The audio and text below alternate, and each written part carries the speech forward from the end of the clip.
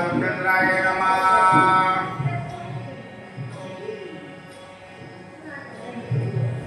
सकळ पापाहुन विशेषक मुख्य पापा गुरु तर्पगता सप्रतीने पावला घाता जाण तत्वता कैकशी। वक्रतुंड महाकाय सूर्यकोटि समप्रभ निर्विघ्नं कुरु मे देवो सर्वकार्येषु सर्वदा। देवा तुच गणेशो सकलार्थमति प्रकाशो मणे निवृत्तिदासो अवधारिसो। गौरीपुत्र गणरायाला कौशल्या पुत्र रघुनंदनाला अंजनी सुत हनुमंतरायाच्या चरणावरती नाथ महाराजांच्या चरणावरती साष्टांग दंडवत तुम्हा जमलेल्या सर्व श्रोते मंडळींच्या मस्तक हे पायावरी। या वारकरी संतांच्या भावार्थ रामायणामध्ये चालत असलेल्या युद्धकांडामधील 72व्या अध्यायाचं उर्वरित अनुसंधान त्या ठिकाणी नाथ महाराज सांगतात। कोणाचा संवाद चालू आहे? जगाचा मालक कैकशीला त्या ठिकाणी सांगायलाय तुझ्या मुलाला मारण्याचं कारण रावणाला का मारलं? कारण त्यानं अधर्म केला, पाप केलं, देवादिकांना बंदिस्त टाकलं। एवढंच नाही म्हणला, जगाच्या मालकाची बायको उचलून नेली, हे पाप माफ केलं असतं। पण त्याच्याहूनही पाप केलं, कोणतं केलं? गुरुची पत्नी मागितली होती। मग गुरु आपल्यासाठी किती श्रेष्ठ आहे? गुरु थोर म्हणावा की देव थोर म्हणावा?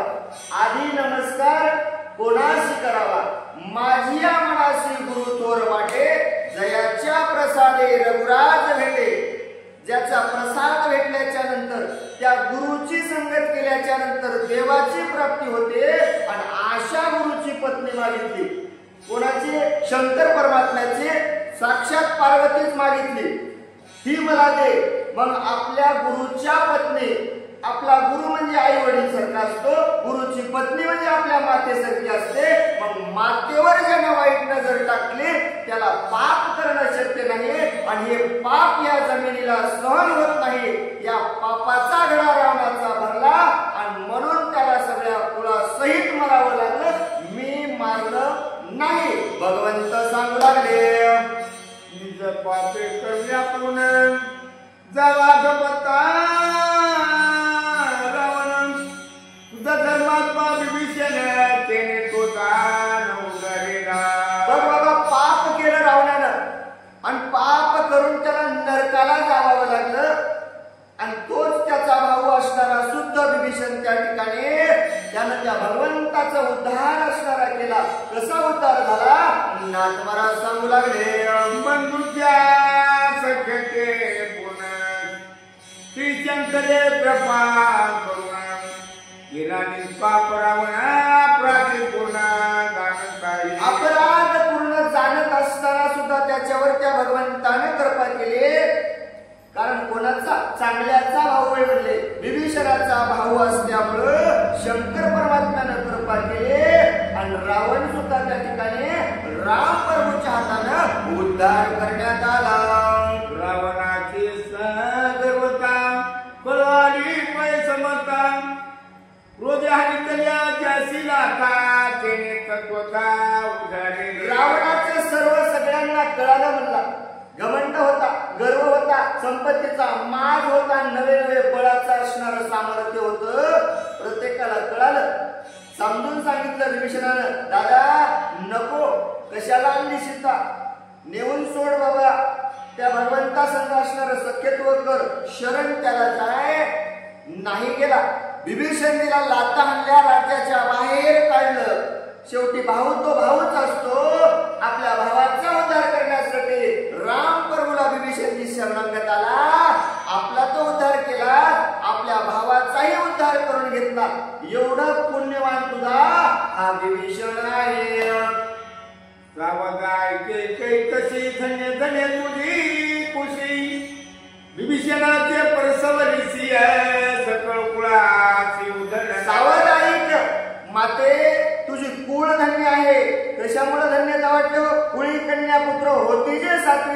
आणि तयाचा हरिक वाटे देवा. कारण भगवंत सांगतात तुझी कूस पवित्र आहे. का पवित्र झाली हो? विभीषणीला पाहिलं आपुली आहे का जो असे जागता आणि धन्य माता पिता तयाची का तर तुझ्या मुलानं आपल्याला त्या ठिकाणी सावध राहिला, आपलं हित पाहिलं आणि म्हणून तू धन्य आहेस. खरंच तुझी कूस पवित्र आहे. विभीषण सारख्या मुलाला तू जन्म दिलास. खरंच तू पतिव्रत असणारी आहेस. भगवंत बोलू लागले रावणाच्या पापे त्वरित नरका जावे कुळासहित धने भाग्याचा हरिभक्ता सकळ कुळ निश्चित उदरिले. रावणाचं असणारं पाप वाढलं होतं. रावणही तुझाच मुलगा, विभीषणही तुझाच मुलगा. मग रावणानं पाप केल्याच्या नंतर सगळं कुळ तू नरकाला जाणार होतं.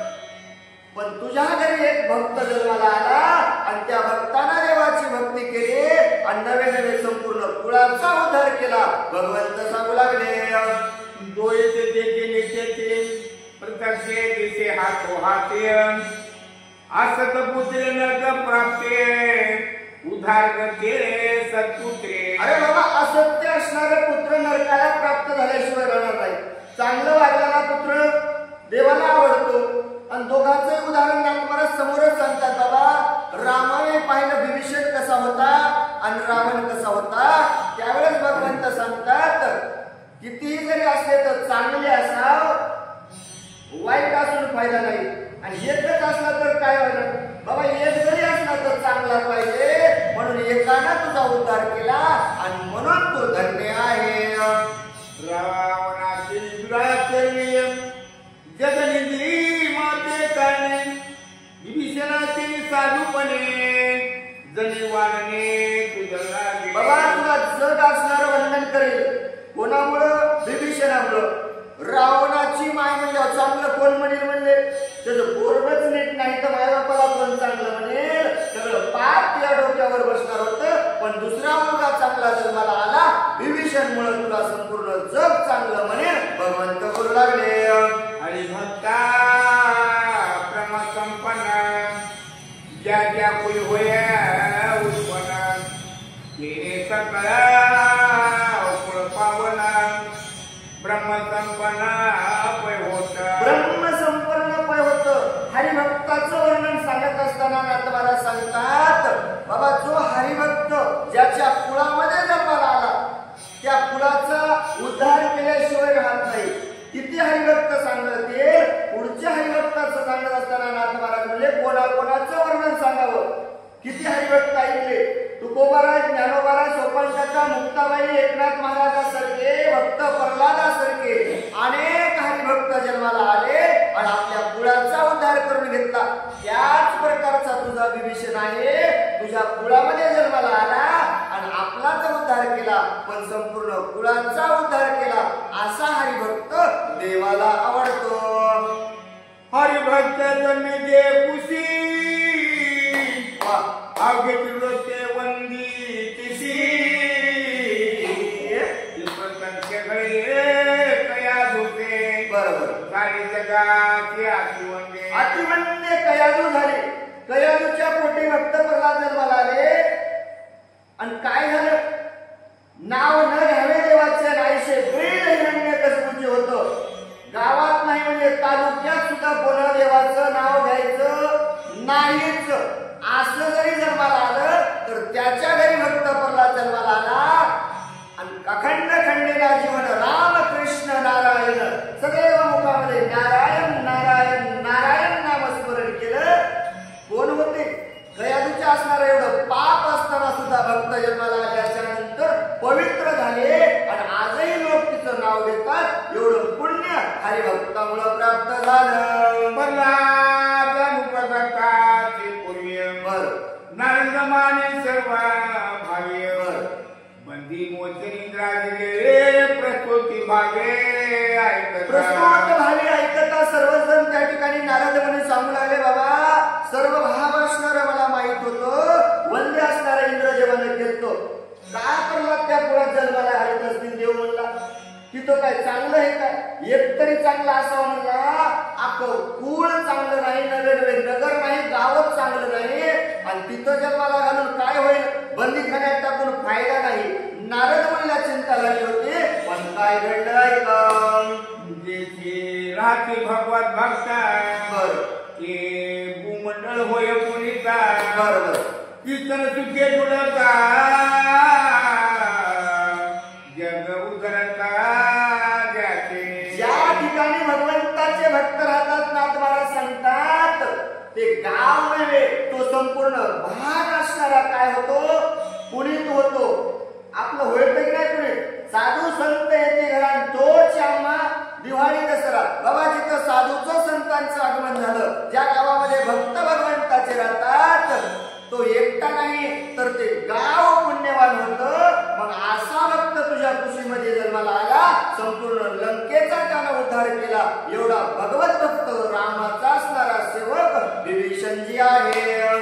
ज्याचे भूमंडळ पावन ऐकत्या भक्ताचे रक्षण होय बोलल्या भगवान जगत उद्धरण. बाबा जगत उद्धरण त्याच्यामुळे झालेलं आहे. भूमंडळाला असणारा पावन असणारा तुझा भक्त प्रल्हाद असणारा त्या ठिकाणी विभीषणजी कसा होता? सावधपणाने ऐकावं. आणि जे हरी कीर्तन नामे सर्व गरजे गगन बर. श्रोत या वक्त्याचे अंतर चालन नदाकांक्षणा होई. आनंद कीर्तन आनंदामध्ये नाचत होता. सदैव लंकेमध्ये विभीषणजीचं हरिकीर्तन होतं, नामस्मरण भगवंताचं होतं. श्रोते अंडळे आल्याच्या नंतर प्रत्येकाचं त्यांना नमस्कार करायचा. आलात ना बाबा, या सगळ्यांनी या. तुकाराम महाराज सगळ्यांना बोलवतात, या रे लहान थोर.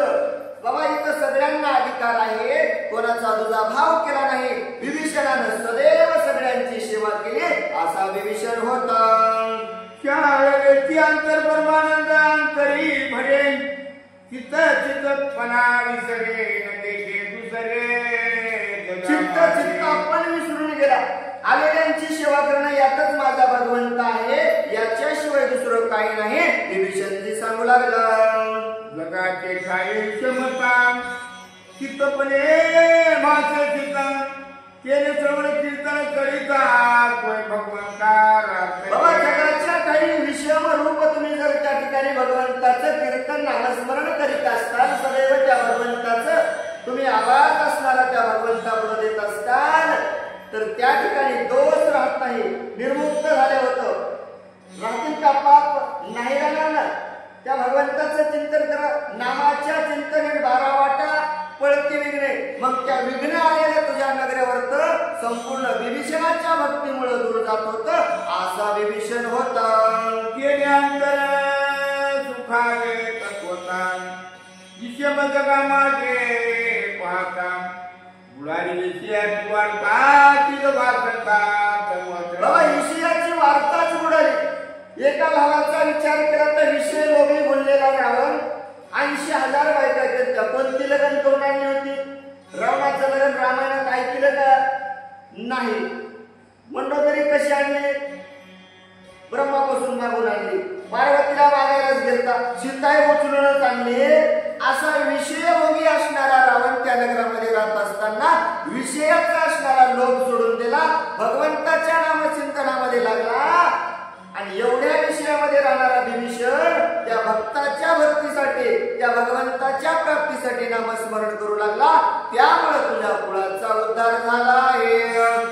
जे तुझे पणाचे भान ते तिला जयची ऐकना अर्पणे द्वेत भाना गजा पुराण मारे. लाज वाटत नव्हती, द्वैत भाव नव्हता, तुझा भाव विभीषणाकडे नव्हता, कुठल्याच प्रकारचा दोष त्या ठिकाणी नव्हता, असा विभीषण पुण्यवान होता. उन्मत्ताचे परिधान निर्लज करी कीर्तन केले कीर्तने सदा आपण करी नर्तन कालचंदे. उन्मत्ताच्या परी जर एखादं कीर्तन नर्तन जर त्या ठिकाणी करत असेल, मग तशा निर्लजाचं काय करावं? म्हणले उन्मत होऊन कीर्तन सांगलेलं चांगलं असेल का बाबा? नाही. त्या कीर्तनात सदा असणारं सुख मिळणार नाही. मग तसा विभीषण नव्हता, सावधपणानं भगवंताचं हरिकीर्तन करत होता. जो पुढे घेऊन मध्यासी